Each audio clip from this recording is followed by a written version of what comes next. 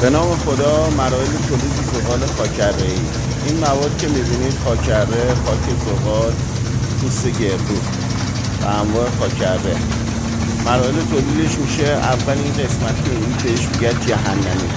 به وسیله یک مشعل اتاقک کوچیک درست میشه که حرارت رو به موادی که توسط این سرندزایات و آشغالاش گرفته میشه، مواد در داخل لوله سینوسی، این قطعه رو این دستگاه رو بهش میگن لوله سینوسی، توسط این دستگاه مکنده کشیده میشه، به وسیله لوله های انتقال داده میشه به سیکلون که این مواد به یه درجه حرارت و یه رطوبتی برسن که دستگاه بعدی که میشه اکسروده که الان دارید ملاحظه میکنید بتونه تبدیل کنه به بیریکه در اصل همون چوب میشه. این خاکره رو تبدیل میکنه به این چوبایی که میبینید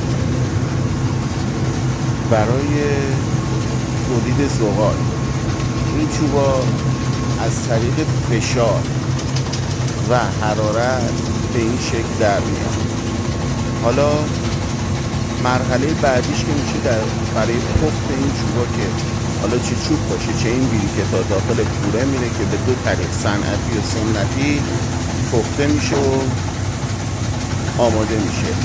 حالا پختش هم که فرق میکنه، حالا برای کبابی باشه یا پخت قلیونی. حالا یه نمای کلی دیگه از